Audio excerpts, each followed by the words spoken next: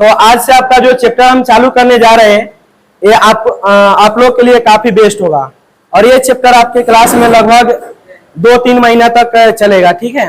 बीच में आप लोग बेंच उंच नहीं घसकाइएगा, इसमें डिस्टर्ब होगा, क्योंकि ये वीडियो फिर जो नहीं आए हैं उनके पास भी जाएगा, यूट्यूब पर भी डलेगा। तो जितना फ्रेश रहेगा उतना अच्छा रहता है क्या। और बीच में हाला भी नहीं कीजिएगा, जहां पर बोलने के लिए बोलेंगे वहां पर आप लोग बोलिएगा, ठीक है। देखो तो आपका ये चैप्टर है इंटीग्रल्स, इसको हम लोग इंटीग्रेशन भी बोलते हैं, और इसका हिंदी नाम क्या होता है, समाकलन। क्या होता है, समाकलन, ठीक है। ये चैप्टर जो है आपका कैलकुलस का ही भाग है। इसका एक भाग आप लोग पढ़ चुके हैं जिसका नाम है डिफरेंशिएशन, और उसको हिंदी में क्या बोलते हैं, अवकलन। ये आपका जस्ट खत्म हुआ है। उस चैप्टर का हम लोग एप्लीकेशन ऑफ डेरिवेटिव भी पढ़े थे, जिसमें 4-5 एक्सरसाइज था क्या। अब उसके बाद में हमारा ये कैलकुलस का दूसरा पार्ट है जिसका नाम है इंटीग्रेशन। क्या नाम है, इंटीग्रेशन, और इसको हिंदी में बोलते हैं समाकलन। क्या बोलते हैं, समाकलन, ठीक है। जो आपके बोर्ड के लिए भी काफी महत्वपूर्ण होगा, और जो बच्चे जेई का तैयारी कर रहे हैं उनके लिए तो सबसे बेस्ट होगा। बात समझ रहे हैं ना। आप अगर बोर्ड का एग्जाम देने जाओगे तो हर एक सेक्शन में एक ना एक क्वेश्चन आपको देखने को मिल ही जाएगा, वो चाहे आपको ऑब्जेक्टिव हो। ऑब्जेक्टिव में एक क्या, उसमें तो मेरे अनुमान से लगभग 25 क्वेश्चन खाली इंटीग्रेशन का रहता है, आप लोग भी देखे होइएगा। तो इंटीग्रेशन का केवल 25-26 तो ऑब्जेक्टिव आ जाता है। उसके बाद दूसरा सेक्शन आप देखोगे 2 नंबरिया का, तो उसमें भी 5-7 क्वेश्चन रहता है क्या। फिर अगर 5 नंबरिया देखोगे तो उसमें भी 3-4 क्वेश्चन रहता ही है। तो आपके लिए काफी महत्वपूर्ण चैप्टर है। अगर इसके पहले और सब चैप्टर आप नहीं पढ़े, जैसे आपका अलजेब्रा हो गया, वेक्टर हो गया, चाहे डिफरेंशिएशन हो गया, नहीं भी पढ़े हैं, लेकिन इस चैप्टर को अगर आप लोग कंटिन्यू अच्छा से पढ़ लेते हैं तो इस चैप्टर से आप अकेला नहीं हो तो 40 पार तो कर ही देंगे इस चैप्टर से अकेला। तो आपके लिए काफी महत्वपूर्ण होगा, ठीक है। तो देखिए, तो ये हमारा चैप्टर का नाम हो गया क्या, इंटीग्रल्स, और इसको हिंदी में कहेंगे समाकलन। इसके बाद में इस चैप्टर में आपको कंटेंट क्या क्या मिलने वाला है, तो सबसे आपको मिलेगा इसमें इंट्रोडक्शन, जो सबसे पहले जो इसका इंट्रोडक्शन होगा वो आपको बताएंगे। फिर ऑल टाइप ऑफ है इंटीग्रेशन, यानी समाकलन के कितने प्रकार है, समाकलन को कितने भाग में बांटा गया है, इंटीग्रल्स हमारा कितने भाग में बटा हुआ है, ये सब हम लोग जानेंगे। उसके बाद में फिर इसका बेसिक कंसेप्ट हम लोग देखेंगे। आप लोग यहाँ पर देख सकते हैं क्या लिखे हैं, बेसिक कंसेप्ट। तो जो भी इसका बेसिक कंसेप्ट है आपको इसके टाइप्स के बाद में फिर बताया जाएगा। उसके बाद में क्या, फिर एक्सरसाइज सॉल्यूशन। जब आपको बेसिक क्लियर करवा देते हैं तो आप लोग भी देखते हैं चैप्टर आप लोग खुद बना लेते हैं क्या। फिर उसके बाद में क्लास में तो प्रॉब्लम सोल्व हो ही जाता है क्या। तो उसके बाद में एक्सरसाइज सॉल्यूशन होगा। उसके बाद में कुछ इस चैप्टर का जो इंपॉर्टेंट क्वेश्चन होगा वो भी आपको सोल्व कराया जाएगा, ठीक है। आप लोग बोर्ड पर ध्यान देने का कोशिश करें। तो चलिए, इसके बाद में आपका क्या, इंट्रोडक्शन। तो इंट्रोडक्शन में हम लोग सबसे पहले इस इंटीग्रल्स के जड़ से समझने का कोशिश करते हैं, यह इंटीग्रल्स होता क्या है और निकला कहां से है, ठीक ना। तो बताओ, ये आपका क्या लिखा हुआ है, कैलकुलस। क्या लिखे हुए हैं, कैलकुलस। इसको हिंदी में क्या बोलते हैं बताओ, कलन बोला जाता है। इसको हिंदी में क्या बोलते हैं, कलन, ठीक है। इसका हिंदी नाम आपको बता दें, कलन। आपको ये 11th क्लास में भी पढ़ाए थे, याद होना चाहिए। और फिजिक्स वाले भी सर कहीं बताए होंगे, बताए हैं कि नहीं। अगर नहीं बताए हैं तो आज से आपको ये पढ़ाने के बाद में देखिएगा, फिजिक्स जिन बच्चों को समझ में कम आता है, जहां पर आपको इंटीग्रेशन का टॉपिक्स मिलता है, आपको इंटीग्रेशन वहां करने नहीं आता है, इस चैप्टर को पढ़ने के बाद में आपका देखिएगा 100% फिजिक्स क्लियर होगा। जिसको फिजिक्स नहीं समझ में आता होगा, जो उसका थ्योरी होता है ना, क्वेश्चन आप लोग बनाते होइएगा, तो आपको बहुत कम बच्चे होंगे जिनको मतलब परेशानी होता होगा, तो उनको इसी चैप्टर के कारण होता है। ये चैप्टर पढ़ने के बाद में वो आपका आसानी से क्लियर हो सकता है। तो देखो, यह है कैलकुलस, जिसको हिंदी में बोलते हैं कलन। इसका यहाँ पर क्या लिखे हुए हैं, डिफिनीशन है, परिभाषा इसका, जिसे क्या कहेंगे, calculus is a branch of mathematics that deals with the study of limit function derivative और इंटीग्रेशन इज कॉल्ड कैलकुलस। यानी कैलकुलस जो है गणित की वह शाखा है, कहेंगे इस प्रकार से, गणित की वह शाखा है जिसके अंतर्गत हम लोग सीमा मतलब क्या, लिमिट, उसके बाद में अवकलन जिसको डिफरेंशिएशन कहते हैं, समाकलन जिसको इंटीग्रल्स बोलते हैं, इस सब के बारे में अध्ययन करते हैं, उसी को क्या कहते हैं, कलन, यानी कैलकुलस कहते हैं। ठीक है, तो हिंदी वाले का भी परिभाषा यहाँ लिखा हुआ है हिंदी में, और इंग्लिश वाले का भी लिखा हुआ है, इसे आप नोट कर लीजिएगा। ठीक है, इसे नोट कर लीजिएगा, हम पीपीटी आपके ग्रुप में भेज देंगे। अगर इसमें अभी आप नोट करेंगे तो थोड़ा समय ज्यादा लगेगा, क्या वीडियो भी रुकेगा, बात है कि नहीं? तो आप उतार लोगे उसमें, नहीं तो कोई बात नहीं, अभी आप इसको नोट कर लीजिए, हम वीडियो बाद में आती कर लेंगे। इसे नोट कर लीजिए, अच्छा रहेगा, अभी नोट कर लो, कोई बात नहीं, सबको इसे नोट कीजिए। यहाँ पर देख सकते हैं आपका कैलकुलस को दो भाग में बांटा गया है, डिफरेंशिएशन और इंटीग्रेशन। तो यहाँ से आपका ये चैप्टर चालू हो रहा है, इसे आप लोग अच्छा से नोट कीजिए। ठीक है,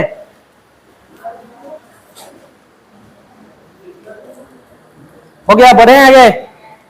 देखो, तो ये तो आप लोग समझ गए कि मतलब ये जो कैलकुलस है इसका ये डिफिनीशन हो गया, और आपके सामने ये भी दिख रहा होगा कि इसका जो निर्माण करता है उनका नाम क्या है, सर आइजक न्यूटन एंड क्या, गॉटफ्राइड लेबनिज, यानी दो आदमी मिल करके इस कैलकुलस का निर्माण किए थे। तो ये अपने जानकारी के लिए, नॉलेज के लिए याद रखिएगा, इस चैप्टर के जो, यानी ऐसे कहा जाता ना, फादर ऑफ कैलकुलस, अगर आपसे कोई पूछे तो क्या कह सकते हैं, सर आइजक न्यूटन एंड क्या, गॉटफ्राइड लेबनिज। तो देखो, अब यहाँ पर हम लोग ये समझ गए कि कैलकुलस जो है हमारा, ये दो प्रकार के हैं। पहला जो है क्या, डिफरेंशिएशन, और दूसरी का क्या है, इंटीग्रेशन। डिफरेंशिएशन का हिंदी नेम हो गया क्या, अवकलन, और इंटीग्रेशन का हिंदी नेम क्या हो गया, समाकलन। अब इसके बाद में हम लोग समझते हैं कि हमारा जो टॉपिक्स है वो आगे का क्या है।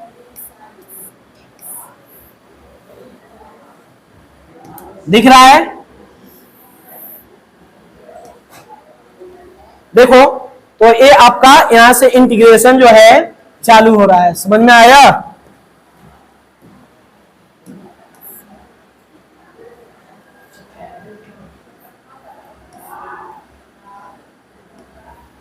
ठीक है, देखिए, अब ये जो इंटीग्रेशन है ये क्या होता है, इसके बारे में अब हम लोग अच्छा से समझेंगे। मेन पॉइंट, मेन टॉपिक्स अब हमारा है। ठीक है, इसके पहले जो भी था वो तो बेसिकली की बातें थी, अब यहां से हमारा जो इंटीग्रेशन है वो चालू हो रहा है। तो सबसे पहले समझते हैं इंटीग्रेशन होता क्या है। ठीक है, तो देखो, इंटीग्रेशन का एक और नाम होता है जिसका नाम क्या है, एंटी डेरिवेटिव, जिसका नाम क्या है, एंटी डेरिवेटिव। ठीक है, यहां पर आप लोग देख सकते हैं इंटीग्रेशन का मतलब सेकेंड नाम क्या होगा, बताओ, एंटी डेरिवेटिव, याद रहेगा। और देखिए, तो आपका इंटीग्रेशन का मतलब सेकेंड नेम आपका एंटी डेरिवेटिव भी कहलाता है, या इसे हम लोग एडिशन के भी नाम से समझ सकते हैं। इंटीग्रेशन को बहुत जगह आपको एडिशन भी बोला जाएगा, क्या बोला जाएगा, एडिशन। इंटीग्रेशन का अर्थ ही होता है एडिशन। इंटीग्रेशन जो है इसका मतलब ही होता है क्या, एडिशन। इसका सेकेंड नेम क्या हो सकता है, एंटी डेरिवेटिव। क्या हो सकता है, एंटी डेरिवेटिव। इंटीग्रेशन का यहां पर आप लोग देख सकते हैं, लिखे क्या, इट्स सिंबल। ये जो आप सिंबल देख रहे हैं यह किसका सिंबल है, इंटीग्रेशन का। आप लोग जो एस लिखते हैं, एस ऐसे लिखते हैं ना, एस को थोड़ा सा खींच दीजिएगा तो वही आपका क्या बनेगा, इंटीग्रेशन का साइन बन जाएगा। इसके बाद में देखो, अब यहां पर इंटीग्रेशन का क्या लिखा हुआ है, डिफिनीशन है कि मतलब इंटीग्रेशन कहते किसको है, समाकलन कहते किसको है। तो कहेंगे क्या, रिवर्स और reciprocal process of differentiation is called integration. नहीं समझे, अर्थात डिफरेंशिएशन के व्युत्क्रम को ही, डिफरेंशिएशन के व्युत्क्रम को ही इंटीग्रेशन कहते हैं। डिफरेंशिएशन के व्युत्क्रम को क्या कहते हैं, बोलो, इंटीग्रेशन।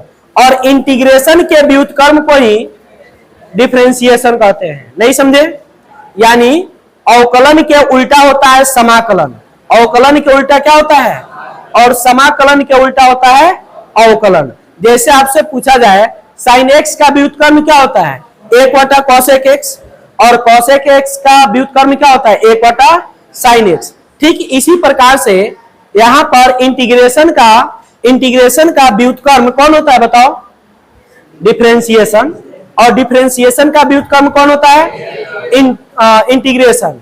वही यहां पर परिभाषा लिखा हुआ है, रिवर्स और reciprocal process of differentiation is called क्या, इंटीग्रेशन। यानी डिफरेंशिएशन के प्रक्रिया का जो व्युत्क्रम कर देने से जो हमको आंसर प्राप्त होगा, जो सॉल्यूशन प्राप्त होगा, उसी को हम लोग क्या कहेंगे, इंटीग्रेशन कहेंगे। हिंदी वाले याद रखेंगे, क्या याद रखेंगे बताओ, कहेंगे कि अवकलन के व्युत्क्रम प्रक्रिया को ही क्या कहेंगे, समाकलन कहेंगे। याद रहेगा, तो इसे भी आप नोट कर ले, ठीक है, ये भी आपके लिए महत्वपूर्ण है, इसे भी सब कोई नोट करे, ठीक है। देखिए तो बोलो इसमें कोई दिक्कत है क्या, इसके कोई डिफिनीशन में या इसमें कोई भी आपको टॉपिक्स दिख रहा है, इसमें कोई प्रॉब्लम है, कंप्लीट है ना। ये आप तो समझ गए कि इंटीग्रेशन का क्या है, सिंबल है। अगर कहीं पर भी हमको कोई क्वेश्चन मिलेगा तो अब जो है ऐसे ही मिलेगा, integration of x square dx, या आपको मिल सकता है integration of x square sine x dx, ऐसा मिल सकता है।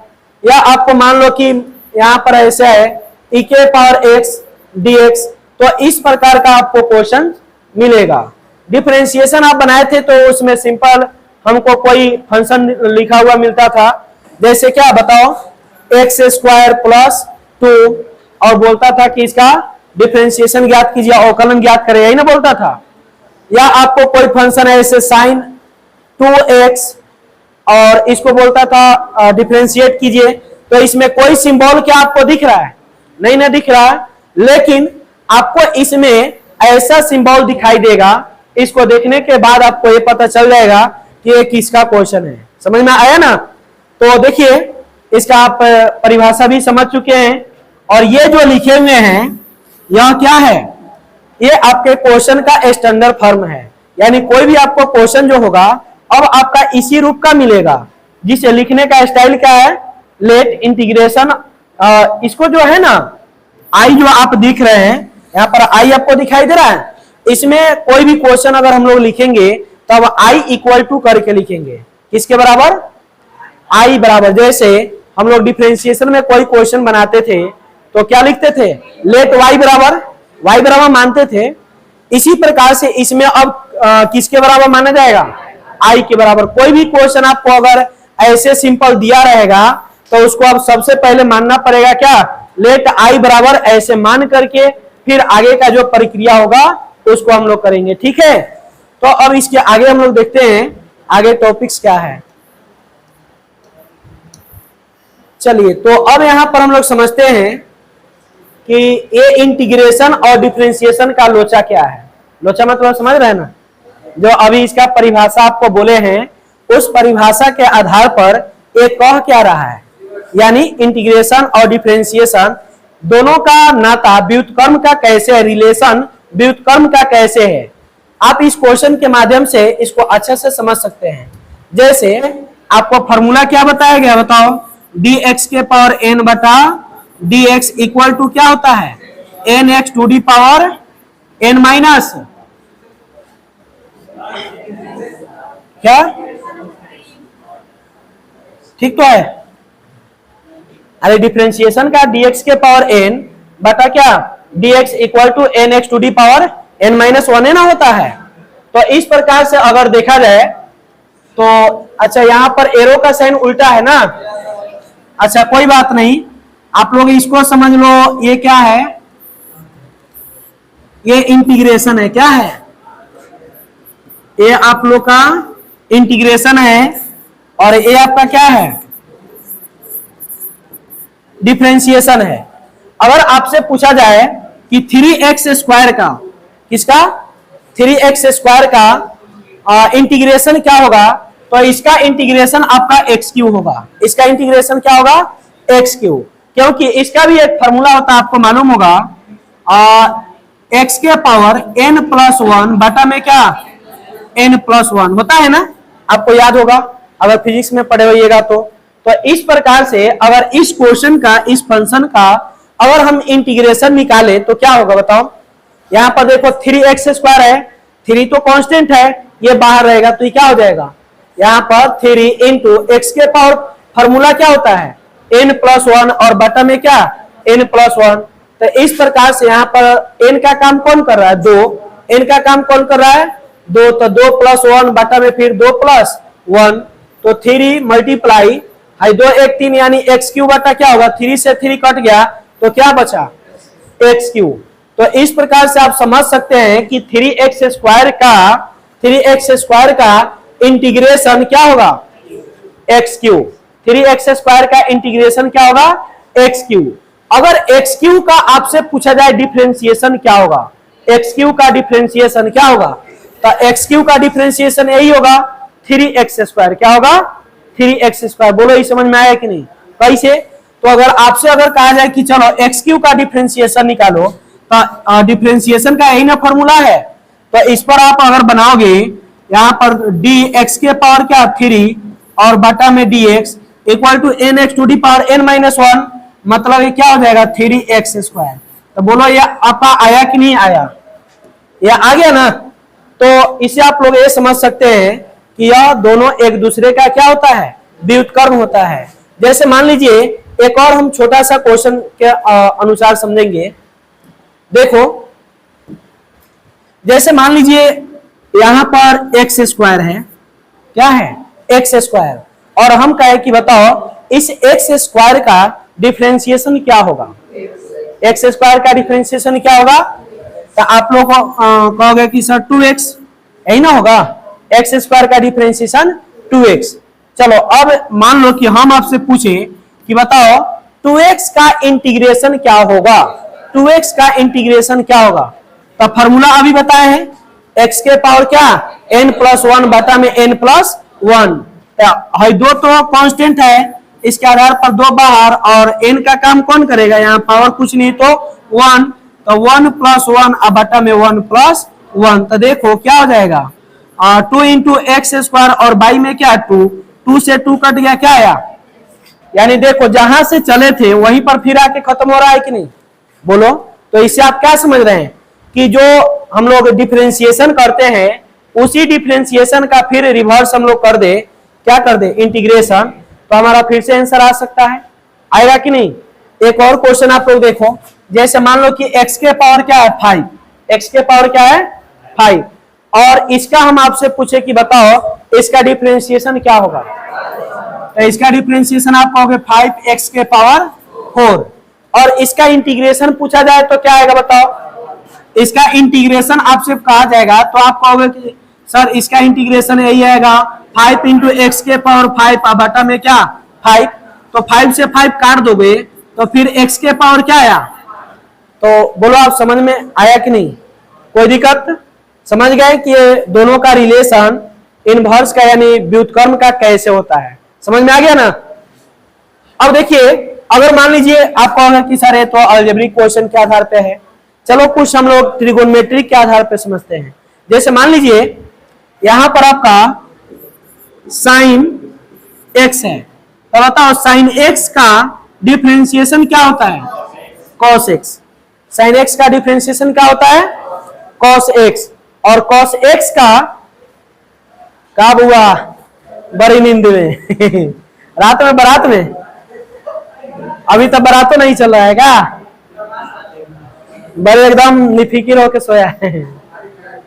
बोर्ड पर ध्यान दो ना तब बस निकल जाएगा, समझ रहा है ना, फिर सपना में पड़ेगा। क्या करेगा लड़का, मौसम है। एक देखो तो साइन x का डिफरेंशिएशन आप क्या देख सकते हैं cos x और cos x का इंटीग्रेशन यही होता है, cos x का भी इंटीग्रेशन क्या होता है। तो इसे आप अब डेफिनेटली समझ सकते हैं ये दोनों एक दूसरे के क्या होता है व्युत्क्रम होता है, समझ में आया कि नहीं। देखो डिफरेंशिएशन जो है किसी भी क्वेश्चन को किसी भी फंक्शन को छोटा करने का काम करता है, डिफरेंशिएशन क्या करने का काम करता है, और इंटीग्रेशन जो है उसको विस्तारित करने का काम करता है। इंटीग्रेशन उसको कथी करने का काम करता है विस्तारित। अब कहोगे कैसे विस्तारित कर रहा है बताइए, तो बताओ एक्स स्क्वायर का डिफरेंशिएशन किए तो 2x छोटा ही ना हुआ। अब फिर इसका इंटीग्रेशन कर रहे हैं तो इतना वर्ग का झमेल हो रहा है, तो ये विस्तारित हुआ कि नहीं। अब जैसे मान लो कि कोई क्वेश्चन है एक्स स्क्वायर प्लस मान लो एक्स प्लस 1 है और इसका इंटीग्रेशन आपको बोला जाए निकालने के लिए, तो एक्स स्क्वायर का इंटीग्रेशन क्या आएगा बताओ, एक्स क्यूब बाई 3 और एक्स का क्या आएगा मालूम है, एक्स स्क्वायर बाई 2 और 1 है ना, तो 1 का क्या होता है मालूम है, एक्स होगा। 1 का क्या होगा, पहले से आप जानते हैं 1 का डिफरेंशिएशन 0, 1 का डिफरेंशिएशन, लेकिन इसमें 1 का डिफरेंशिएशन क्या होगा, एक्स होगा। तो आप बताओ आई पहले x square plus x plus 1 था, तो एकरा से हाई फंक्शन छोटा है कि बड़ा है, बड़ा हो गया ना, इसका जो पावर है बड़ा हो गया, बटा में भी आ गया। तो मतलब इस प्रकार से इंटीग्रेशन जो है किसी भी फंक्शन को बड़ा करने का काम करता है। समझ में आ गया। चलिए तो इसके आगे अब कुछ टॉपिक और है, इसको हम लोग क्लियर करते हैं।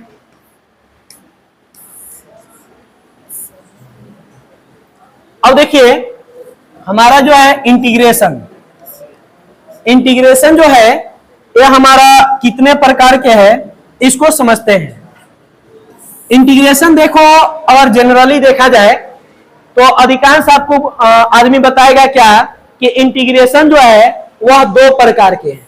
इंटीग्रेशन कई प्रकार के हैं, 2 प्रकार के। एक पहला बताएंगे इनडिफिनिट इंटीग्रेशन, इनडिफिनिट इंटीग्रेशन, और दूसरी का नाम बताएंगे आपको डिफिनिट इंटीग्रेशन। आप लोग ध्यान दीजिए। देखिए इंटीग्रेशन जो है अगर कोई आपको पूछे तो आप अगर उसे 4 टाइप बताओगे तो पढ़ा होगा तो समझ ही जाएगा, नहीं पढ़ा होगा तो अधिकांश आदमी मेरे अनुसार मतलब देखोगे तो लोगों को यही बताया जाता है कि इंटीग्रेशन जो है 2 टाइप में बटा हुआ है। इंटीग्रेशन कितने टाइप में, 2 टाइप में। कौन कौन, तो इनडिफिनिट यानी अनिश्चित समाकलन, क्या कहेंगे, अनिश्चित समाकलन, और डिफिनिट को कहते हैं निश्चित समाकलन। डिफिनिट को क्या कहते हैं, निश्चित समाकलन। आप लोग नहीं बोल रहे हैं क्यों, देखो तो इंटीग्रेशन आपको पहले से लोग बताया होगा कि ये जो है 2 प्रकार के है। पहले का हो गया इनडिफिनिट इंटीग्रेशन, जिसको हिंदी में क्या कहेंगे, अनिश्चित, जिसका कोई सीमा नहीं हो। और दूसरी का प्रकार बताएगा डिफिनिट इंटीग्रेशन, जिसको हिंदी में क्या कहेंगे, निश्चित समाकलन। क्या कहेंगे, निश्चित समाकलन। लेकिन अब मेरे अनुसार जानोगे तो आपका डिफरेंशिएशन का इसमें जो एक्सरसाइज है, चैप्टर है, वो 4 गो है। क्या गो है, 4 गो है। देख लो पहला क्या हो गया, इनडिफिनिट इंटीग्रेशन, दूसरी का क्या हो गया, डिफिनिट इंटीग्रेशन। यहां पर आप लोग देख सकते हैं इनडिफिनिट इंटीग्रेशन का कुछ क्वेश्चन लिखा हुआ है, जिसका यहाँ पर आंसर आप लोग देख सकते हैं। इसका एक फॉर्मेट है, मान लो जनरल रूप, क्या जैसे मान लो कि यहाँ पर integration of F x D x है, तो हमने मान लिया है कि इसका जो आंसर है x और यहाँ पर c लिखा हुआ है। इस c का जो है कुछ अपना अहम भूमिका है, इसका नाम है अनिश्चित। क्या नाम है, यानी इनडिफिनिट। इसी को पूरा करने के लिए इनडिफिनिट का कोई भी क्वेश्चन सोल्व करेंगे तो उस सारे क्वेश्चन में हम लोग c ऐड करेंगे। क्या ऐड करेंगे, जब कोई भी आप लोग क्वेश्चन बना लीजिएगा तो याद रखिएगा लास्ट में हम लोग क्या ऐड कर देंगे, c। जैसे मान लो कि यहां पर कोई क्वेश्चन है एक्स क्यूब, क्या है, एक्स क्यूब, बात नहीं करे, और इसका इंटीग्रेशन हम लोग को ज्ञात करना है, किसका, एक्स क्यूब का। तो बताओ एक्स क्यूब का इंटीग्रेशन क्या आएगा, एक्स के पावर 4/4 और प्लस यहां पर c लिख देंगे। प्लस क्या लिखेंगे, क्योंकि c जो है वह कांस्टेंट है। c क्या है, कांस्टेंट। c के जगह पर बहुत आदमी के लिखता है, c के स्थान पर क्या लिखता है, के। c लिखे चाहे के लिखे बात बराबर है, यानी दोनों का मतलब क्या होता है, कांस्टेंट। दोनों का मतलब क्या होता है, कांस्टेंट। और ये लिखा क्यों जाता है, तो इसको पूरा करने के लिए।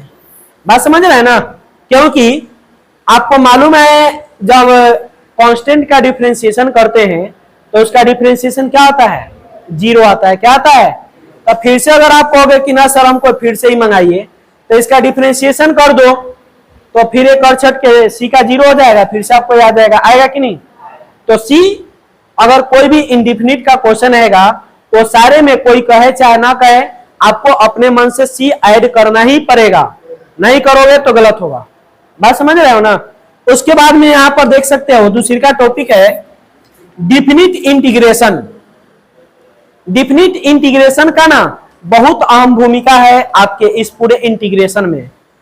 जिन बच्चों को इनडिफिनिट छूटेगा वह डिफिनिट में रोएंगे, नहीं समझ में आएगा।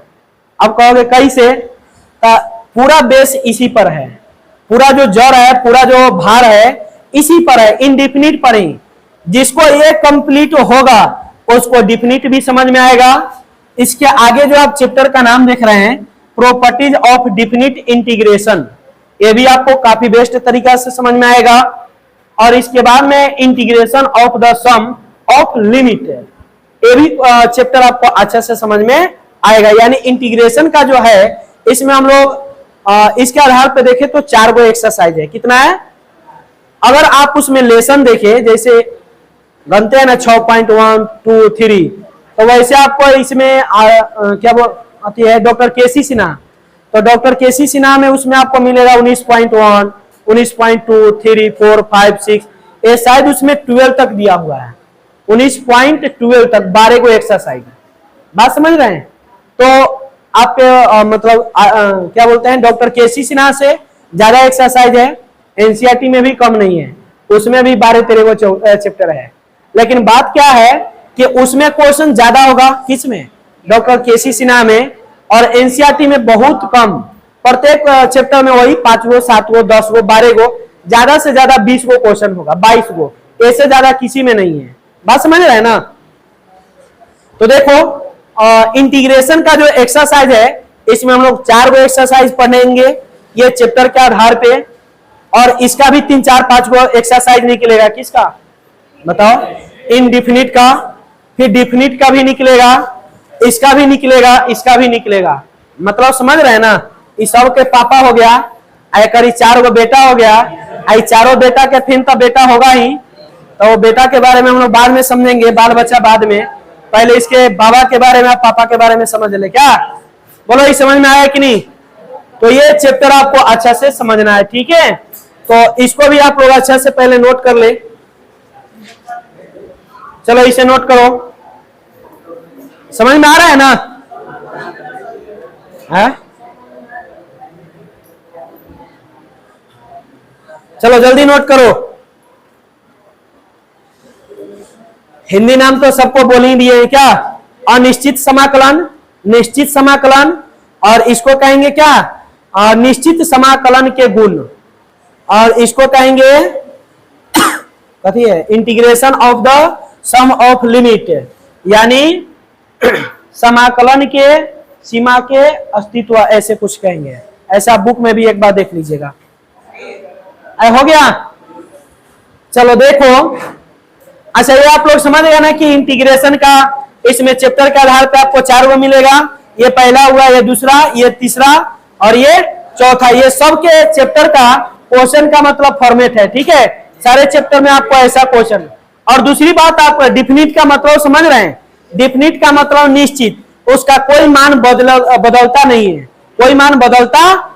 जैसे मान लो कि अगर हम आपको कोई क्वेश्चन यहाँ पर बोल दे, जैसे एक्स स्क्वायर है, एक्स स्क्वायर है, और इसका अगर हम लोग समाकलन करें तो इसमें कुछ ज्यादा परिवर्तन नहीं होगा, जो आंसर आने वाला रहेगा वही आएगा। बात समझ रहे हैं ना? लेकिन इनडिफिनिट में क्या होता है कि अलग अलग तरीका से बनाने पर कई बार आंसर भी बदल जाता है, ठीक ना?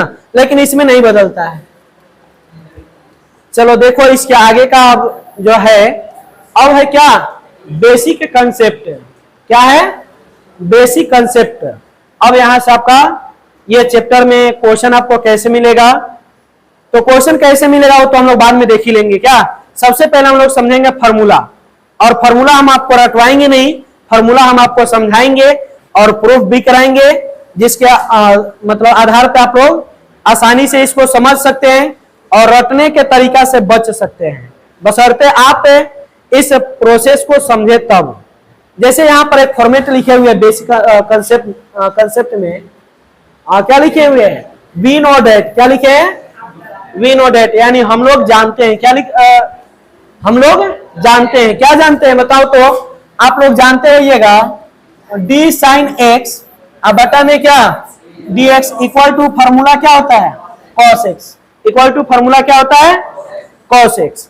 तो हमने क्या बोला, डिफरेंशिएशन का ही व्युत्क्रम क्या होता है इंटीग्रेशन, क्या होता है इंटीग्रेशन। तो अब इसी को हम लोग इंटीग्रेशन में कैसे ट्रांसफर करेंगे उसी का रूप यहाँ पर दर्शाया गया है। तो यहाँ पर आप लोग देख सकते हैं, सबसे पहले हम लोग इसमें क्रॉस मल्टीप्लाई करेंगे। क्या करेंगे, क्रॉस मल्टीप्लाई, कैंचिया गुना। तो बताओ कैंचिया गुना करोगे तो क्या होगा, बताओ 1 का मल्टीप्लाई इसमें तो क्या होगा डी साइन एक्स, और इसका इसमें मल्टीप्लाई तो cos x और क्या dx, cos x और क्या dx, कोई दिक्कत। और अब इसमें आगे सोल्व करने के लिए यहां पर लिखते हैं क्या, बताओ integration both side we get, integration both side यानी दोनों तरफ समाकलन करने पर, दोनों तरफ क्या करने पर, हिंदी वाले लिख लोगे ना, क्या लिखोगे, दोनों तरफ समाकलन। ये टॉपिक, ये लाइन आपको एकदम दिमाग में बैठा लेना है। अब से कोई भी क्वेश्चन बनाओगे तो इतना काम करने के बाद ये आपको एकदम लिखना ही है।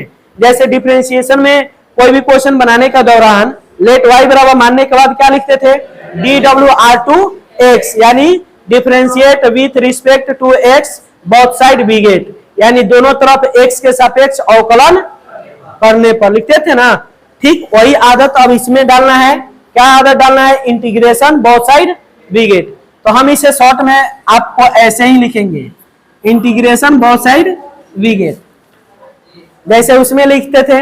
क्या लिखते थे उसमें, dw/2x लिखते थे ना। तो हम आपको ये पूरा बता दिया, इतना लिखना हमको झमेल लगता है, आप लोग लिखिएगा, ठीक है। तो आप बताओ यहाँ पर क्या लिखे, दोनों तरफ समाकलन, क्या करना है, दोनों तरफ समाकलन। तो समाकलन करना है तो है ये ना समाकलन के चिन्ह है, बताए ना कि s को मतलब थोड़ा लमराना पड़ता है। तब देखो यहाँ पर दोनों तरफ हम लोग समाकलन लेंगे तो d sine x equal to integration of cos x, और क्या आपको एक चीज बता दे, काम की बात है, याद रखना, d से इंटीग्रेशन का साइन कट जाएगा, d से इंटीग्रेशन का साइन, कौन d से, d दिखाई दे रहा है, इस d से इंटीग्रेशन का साइन कट जाएगा। अगर इसमें dx होता तो ये नहीं करता, केवल d केवल इंटीग्रेशन के साइन को काट देता है। जैसे स्क्वायर से रूट क्या होता है, अच्छा आप लोग बताओ स्क्वायर से क्या क्यूब रूट कटेगा, नहीं कटेगा, सबका अलग अलग रूप होता है।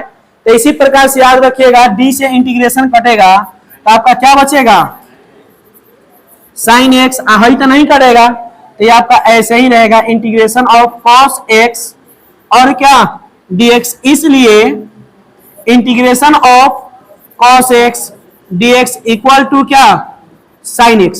तो ये इंटीग्रेशन का पहला फॉर्मूला निकल चुका, समझ में आया कि नहीं, वही चीज यहां पर पहले से बताया हुआ है। बोलो इनमें कोई दिक्कत, ये समझ में आया कि नहीं, आप लोग देख सकते हैं वही चीज यहां पर लिखे हुए हैं कि नहीं, लिखे है ना। तो अब देखो इसे आप अच्छा से नोट कर लेंगे। इसके आधार पर एक और हम आपको सोल्व करके बता रहे हैं, देखो बात नहीं करें आप लोग, इसके बाद में आप लोग जस्ट कौन फॉर्मूला जानते हैं, बताओ, साइन के बाद में कॉस का जानते हो ना। तो यहां पर लिखना, क्या लिखना, वी नो दैट, यानी हम लोग जानते हैं, क्या जानते हैं बताओ, d cos x by dx equal to क्या माइनस साइन x, क्या होता है माइनस साइन x। आप लोग ना यहां पर प्लस c कर लीजिएगा, क्या कर लेंगे, प्लस c। ये सब जो फॉर्मूला बन रहा है ये इंडिफिनिट का, ये सब किसका बन रहा है, यही इंडिफिनिट का आपको डिफिनिट में काम करेगा। जब डिफिनिट चालू करेंगे तो उसमें कोई अलग से फॉर्मूला आपको नहीं मिलेगा, उसका कुछ प्रॉपर्टीज मिलेगा लेकिन फॉर्मूला यही रहेगा, बात समझ रहे हैं ना। तो देखो अब इसी प्रकार से हम लोग इसका सेकेंड फॉर्मूला सोल्व करेंगे। आप लोग इसको समझिए, इसके बाद का सारा फॉर्मूला आप ही को निकालना है क्या। तो देखो यहां पर भी अब हम लोग क्या करेंगे बताओ, इसके बाई में कुछ नहीं है तो क्या है 1, तो यहां पर क्या करेंगे क्रॉस मल्टीप्लाई, क्या करेंगे क्रॉस मल्टीप्लाई, अर्थात अब क्रॉस मल्टीप्लाई करोगे तो ये क्या होगा, d cos x equal to dx से इसमें मल्टीप्लाई करो, क्या होगा माइनस साइन एक्स और क्या dx। बोलो कोई दिक्कत? अब फिर यहां पर क्या लिखेंगे बताओ? Integration both side we get. आप लोग लिख लोगे ना, दोनों तरफ क्या करने पर? समाकलन करने पर। ये मेरा स्टाइल है, आप लोग का ऐसा नहीं होना चाहिए। ऐसे लिखोगे तो काट देंगे, ठीक है। अब देखो, अब यहां पर d cos x equal to क्या बताओ? माइनस को बाहर कर ले तो ये क्या होगा? साइन x और क्या, फिर इंटीग्रेशन से d जाएगा तो क्या बचेगा? cos x है इक्वल टू क्या? Minus integration of sine x और dx। माइनस इधर अच्छा नहीं लग रहा है, इधर भेज देते हैं। तो इसलिए integration of sine x dx equal to minus cos x और प्लस क्या c। ये आपका सेकेंड फॉर्मूला हो गया। बोलो समझ में आया कि नहीं? कितने आदमी आगे का फॉर्मूला सॉल्व कर देंगे ईमानदारी पूर्वक? आज तुम लोग से नहीं होगा तो सबको हाथ उठाना है ना। का सब कल जयकारा करने में हाथ उठा गया है का? सब कल सोमारी खूब मनाया है। चलो उतारो, जल्दी उतारो। ए जल्दी उतारिए।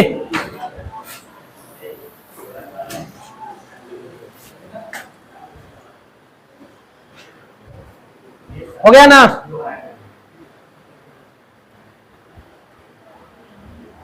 अच्छा बताओ, आप लोग तो ये दोनों समझ गए, क्या आगे का नहीं निकल सकता है? निकाल लीजिएगा आप लोग। तो आपके लिए आगे जितना फॉर्मूला डिफरेंशिएशन का बताए हैं वो सारा आपको सोल्व करके लाना है। ऐसे कल क्लास में भी हम मिलवाएंगे, ठीक है। अब इसके आगे जो है बस कुछ नहीं, बस ये आपके चैनल का नाम हो गया।